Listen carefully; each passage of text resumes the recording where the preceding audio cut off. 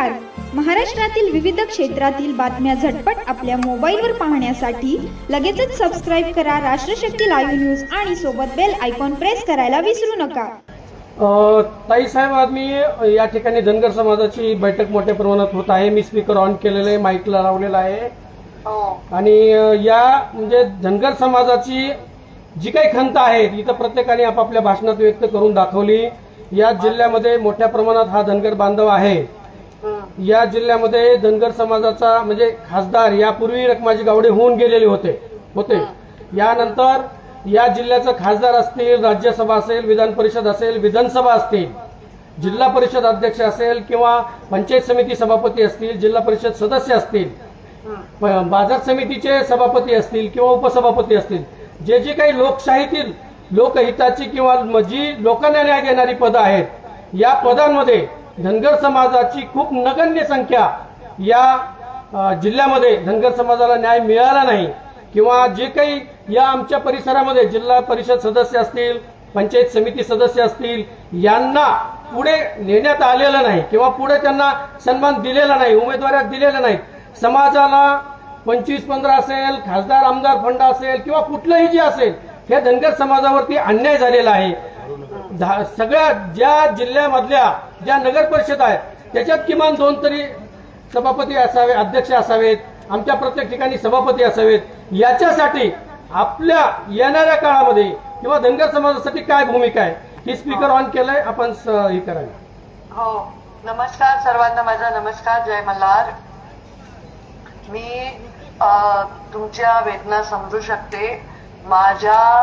माझ्या हातात जे आहे, जसं मी बीड जिल्ह्यामध्ये माझ्या परळी तालुक्यामध्ये एक जिल्हा परिषद गट धनगर समाजाला लढायला लावला. माझ्यावर खूप लोक तुटून पडले तरी लावला. आर्थिक साम दाम दंडभेद प्रचंड ताकदीने उभार करून मी आमच्या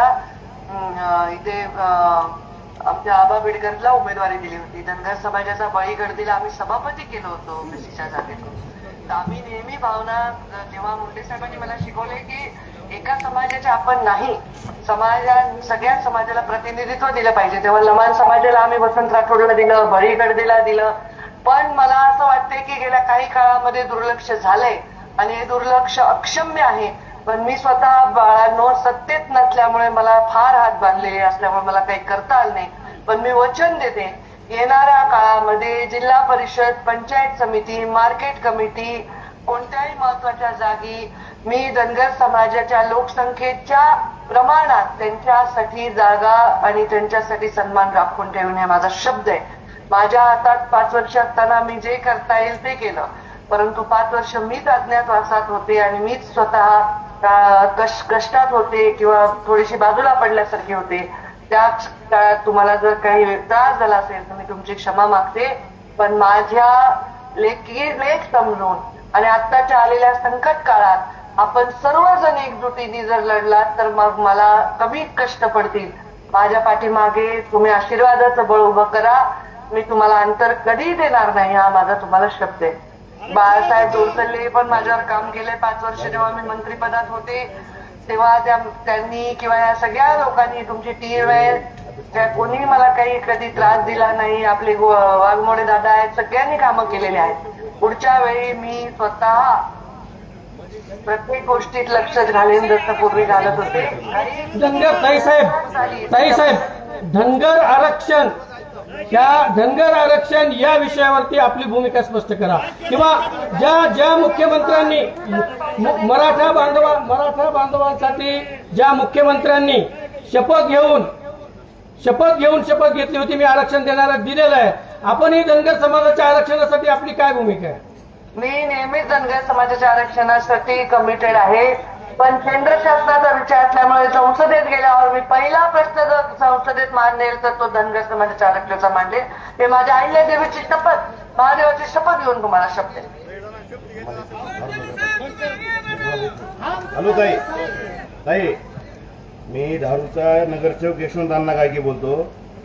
नमस्कार ताई साहेब. विषय असा आहे, धारूरमध्ये धनगर समाजाचे 2 प्रभाग आहेत आणि भारतीय जनता पार्टीवर प्रेम करणारा धनगर समाज आहे. तरी सुद्धा तुम्ही धनगर समाजाला अध्यक्षपदी उमेदवारी देत नाही. नगराध्यक्षपदी उमेदवारी दिली नाही मला 2 वेळेस. ओबीसी समाजाचा सुटून सुद्धा धनगर समाजाला एकदा सुद्धा तुम्ही उमेदवारी दिली नाही. आणि दुसरा विषय, आणि स्वीकृत सदस्यांमध्ये सुद्धा तुम्ही कुठे प्राधान्य दिलेलं नाही.